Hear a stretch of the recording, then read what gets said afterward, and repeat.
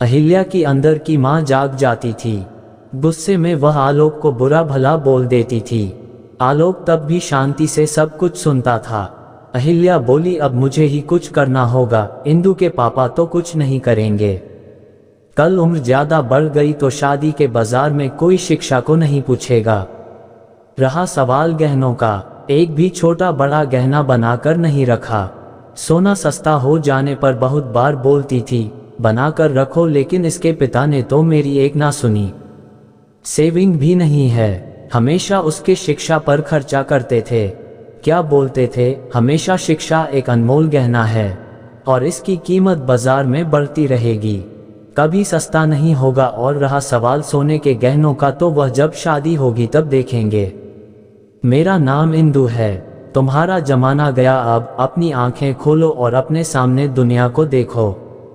ये कितनी खूबसूरत है। माँ मस्त रहो और अपना जीवन एंजॉय करो। माँ पूरी दुनिया तुम्हें और पापा को घुमाओगी। सारी खुशियाँ आपके चरणों में लाकर रखूंगी। उसके बाद ही मैं शादी करूंगी। मैं एक बेटी हूँ तो क्या हुआ, मेरे भी जिम्मेदारियां हैं। अब मुझे सिर्फ अपने करियर पर ध्यान देने दीजिए। चिंता मत कीजिए, समय आने पर सब कुछ हो जाएगा। इंदु अपनी माँ की माँ बनकर अपनी माँ को समझा रही थी, लेकिन आलोक शांत था, क्योंकि वह जानते थे कि इंदु खुद लाखों का गहना है। इंदु विवाह योग्य हो चुकी थी। इंदु की माँ लगातार उसकी शादी के पीछे पड़ी थी। आखिर वह माँ थी ना, आसपास के रिश्तेदार थे ही जोर देने के लिए। लेकिन इंदु अपने पैरों पर खड़ा होना चाहती थी, इसलिए वह शादी के बारे में नहीं सोच रही थी। इसलिए इस फालतू की चर्चा में उसे कोई दिलचस्पी नहीं थी। मन ही मन सिर्फ एक वाक्य कहती थी, पढ़ाई करना तो तुम शादी के बाद भी सीख सकती हो ना, हमारी चिंता करना कम करो। इंदु अपने अपने फैसले पर अड़ी हुई थी और माँ हमेशा चिंतित रहती थी। आसपास की लड़कियां शादी करके गृहस्थी संभाल रही थी। 10 दिन पहले इंदु की सहेली की शादी हुई। वह धूमधाम से हुई शादी में उसके शरीर पर 1 किलो सोना पहनाया गया होगा। उसे हर रस्मों में एक गहना उसकी माँ अपनी बेटी के शरीर पर चढ़ा रही थी। दिखावा बहुत था शादी में। हमारी तो कोई भी तैयारी नहीं इंदु के शादी के लिए। आलोक तो किसी बात की चिंता नहीं करते। उसे याद आया इंदु जब इस दुनिया में आई, तब अहिल्या के ससुर आलोक को बोले, आलोक लड़की हुई है रे बाबा, अब दहेज की तैयारी में लग जाओ। अहिल्या को बहुत बुरा लगा सुनकर। पिता बनने की बधाई देना तो दूर, दहेज के बात करने लग गए। लेकिन आलोक इतने खुश थे कि मेरी संतान के रूप में पहली ही बेटी हुई।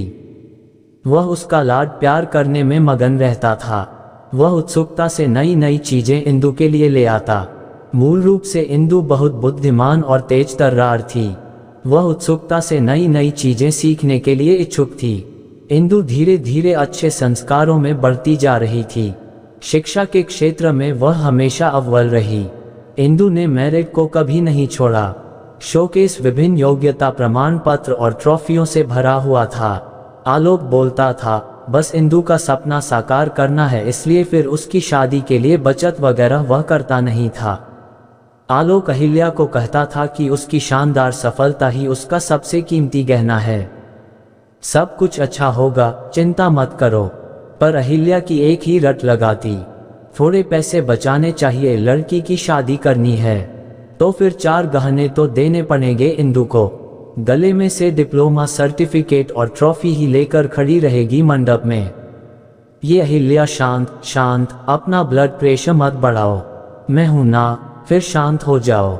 आलोक अहिल्या को समझा रहा था। आलोक की शांत धुन सुनकर दिल अहिल्या की अंदर की माँ जाग जाती थी। गुस्से में वह आलोक को बुरा भला बोल देती थी। आलोक तब भी शांति से सब कुछ सुनता था। अहिल्या बोली, अब मुझे ही कुछ करना होगा, इंदु के पापा तो कुछ नहीं करेंगे। कल उम्र ज्यादा बढ़ गई तो शादी के बाजार में कोई शिक्षा को नहीं पूछेगा। रहा सवाल गहनों का, एक भी छोटा बड़ा गहना बनाकर नहीं रखा। सोना सस्ता हो जाने पर बहुत बार बोलती थी बनाकर रखो, लेकिन इसके पिता ने तो मेरी एक ना सुनी। सेविंग भी नहीं है, हमेशा उसके शिक्षा पर खर्चा करते थे। क्या बोलते थे, हमेशा शिक्षा एक अनमोल गहना है और इसकी कीमत बाजार में बढ़ती रहेगी, कभी सस्ता नहीं होगा। और रहा सवाल सोने के गहनों का, तो वह जब शादी होगी तब देखेंगे, आलोक का ये जवाब तय था। अंत में अहिल्या ने उसे अपने गहने देने का फैसला किया। मेरे पिता ने कन्यादान में मुझे दिए थे, टोकरी जितना भरा तो नहीं लेकिन कटोरी भर जरूर दिया है। मैं अब कहाँ पहनने वाली हूँ वह गहने, ये चिंता जो उसने खुद को समझाकर दूर की। जैसे जैसे दिन बीतते गए इंदु ने अपने स्मार्टनेस से पोस्ट ग्रेजुएशन पूरा किया। उसने पीएचडी करने का इरादा किया और उतने में सोने पर सुहागा, अचानक उसे माइक्रोसॉफ्ट द्वारा सिलेक्ट कर लिया गया, जो पिछले साल के प्लेसमेंट के लिए आया था। एक बड़ा पैकेज उसके हाथ में रखा गया और गुड पोस्ट द्वारा और कई सुविधाओं पोस्टिंग के साथ अमेरिका में पेश किया गया। चारों उंगलियां घी में, साथ में पीएचडी कर सकती थी क्योंकि कंपनी ने उसे बोनस दिया था। इंदु अपॉइंटमेंट लेटर लेकर भागकर घर पर आई। जब तक दरवाजा नहीं खुला तब तक इंदु ने डोरबेल से अपना हाथ नहीं हटाया। दरवाजा खुलते ही उसने अपनी माँ को गले से लगा लिया। माँ, अब लग जाओ शादी की तैयारी में।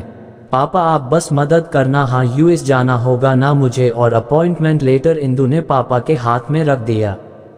आलोक ने वह लेटर जोर से पढ़ा। बाप रे इंदु, सच में यह अनमोल गहना अब शादी के बाजार में चमक उठेगा। ऐसा बोलकर अहिल्या भगवान के सामने शक्कर रखी। कोटि कोटि धन्यवाद आपका भगवान जी। ऐसा बोलकर भगवान को हाथ जोड़कर नमस्कार किया।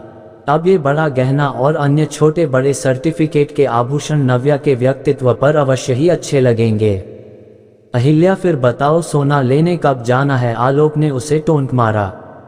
इसमें कोई संदेह नहीं है कि उसकी शादी में उसके गुणों के आधार पर अर्जित अमूल्य गहना निश्चित रूप से उसके सौंदर्य बढ़ाएगा आलोक जी, और वह मेधावी पदक और बड़ी ट्रॉफी या अन्य पद्माभूषण दुल्हन की शोभा और बढ़ाएंगे।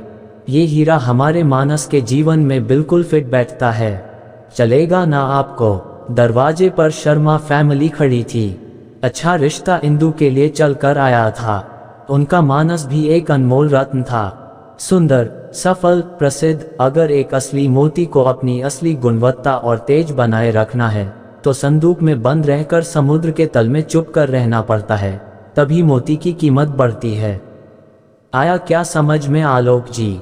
शर्मा जी ने आलोक की तरफ देखकर मानस की तरफ देखा। अहिल्या अंदर खुद को चिकोटी काट रही थी और सोच रही थी कि आखिर कौन से गहना का तराजू भारी है। आखिर शिक्षा एक अनमोल गहना है, उसे चोर से डर नहीं लगता है और उसे पहनने और तिजोरी में बंद करने की आवश्यकता नहीं है। दोस्तों, आपको यह एक छोटी सी स्टोरी कैसी लगी? अगर आपको थोड़ी सी भी अच्छी लगी हो तो प्लीज़ आप हमारे चैनल को सब्सक्राइब करें। इससे रिलेटेड आपको कहानियाँ अच्छी और सच्ची सुनने को मिलेंगे। स्टोरी सुनने के लिए आपका तहे दिल से शुक्रिया।